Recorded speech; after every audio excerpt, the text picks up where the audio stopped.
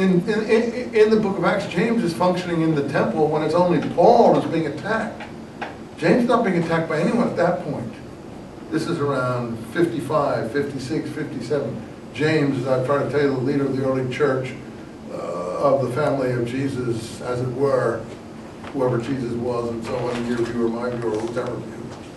But James is the leader in Galatians and in the book of Acts in the 50s and the 60s.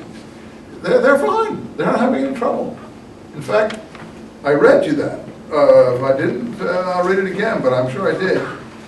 Acts 21:21. But you see, Paul, we have many people here, all zealots for the law. This is James speaking to Paul on his last trip up to Jerusalem. Let's see, Acts 21:21.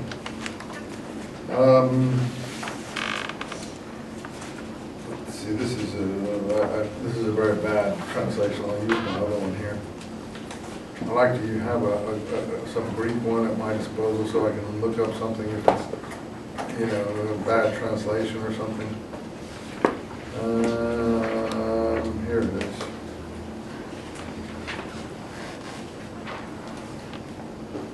After the days, we packed our baggage. They were down on the coast. They'd come from the Greek lands to get to Jerusalem in time for what's called Pentecost, which is a big festival of rededication to the law in the Dead Sea Scrolls. From Cyprus, from Caesarea, we arrived in Jerusalem 21:17, and the brothers gladly welcomed us. So they're not having any trouble this time. On the next day, Paul went in with us to see James. This is the we document, third person.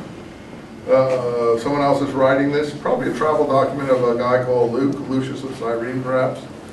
And it begins around chapter 16 in Acts and carries around to the end. This is a very reliable information in Acts, much different than the early part of Acts. No miraculous things, nothing, incredible, just down to earth. We did this, we said that, he said that, we went here, we went there. Just what you'd expect to see in a travel diary. And on the next day, Paul went in with us to see James, and all the elders, Presbyterian, were there. And greeting him, he told them of the wonders God had worked among the Gentiles through his ministry, and he glorified God. And they said to him, meaning James is their spokesman, "You see, brother, how many myriads of Jews there are who have believed, and all are zealots for the law." So they say back to him, they heard, and they glorified God, but they said to him, James, no doubt speaking as the leader, "You see, brother, there are many Jews here who believe, but they're all zealots for the law." So these are zealots. "And as to you, we've been told that you teach of falling away from Moses, telling all the Jews among the Gentiles not to circumcise their children." There we go. That's the head of the church saying that. It's not me saying it, or the author of Maccabees. That's the head of the church, James, saying that. You're teaching against circumcision. You can't do that. He's saying to Paul, that's in the official document here. Most people don't read this, as you are aware. Acts 21:21. "Or to walk in our ways." There's the ways. You teach them not. And look what's going to happen. "A crowd will surely come, and they will hear you have come. And so here's what we tell you." This is James speaking royal we. And this is very down to earth, you see. This is not fantastic. "There are 4 men who have with us who have a vow, a temporary Nazarite oath. You be purified with them. Since you've raised a lot of money, as we see in his letters in Thessalonians and elsewhere, he turns one community against the other. He says he doesn't want to go up to Jerusalem without money. And he's raised a lot of money. So he's perceived as having money. You pay their expenses so they can shave their heads. Shaving the heads, just like Mecca. After the pilgrimage, you shave your head after the Hajj. The Jews used to do that in the temple after they took a Nazarite oath. Shave their heads. So that all may know the things they've been told about you are not so. But you yourself still walk regularly keeping the law. But he doesn't. And we know he doesn't from his writings. He mocks and makes fun of the law. Well, I'm not saying he should or he shouldn't. I'm just saying, if I was an honorable man, and if someone said that to me, I'd say, no, I can't do that. I don't regularly keep the law. Sorry. Oh, no. Nothing loath, Paul goes in to show that he regularly keeps the law, even though we know he doesn't. And then James repeats what he wrote in chapter 15 to keep themselves from things sacrificed to idols, blood. You see blood. If there was such a thing as communion with the blood of Christ, James wouldn't be forbidding blood. And what is strangled and fornication, and so on. Anyway, we'll get that another time. Then taking the men on the next day, Paul purified himself and went into the temple, so as to declare the fulfillment of the days. And when after 7 days some Jews from Asia Minor, Turkey, saw him. Why? They know what he's doing in Asia Minor. We see that's what he's doing. He's going to every synagogue and preaching against the law. So, and so they see him.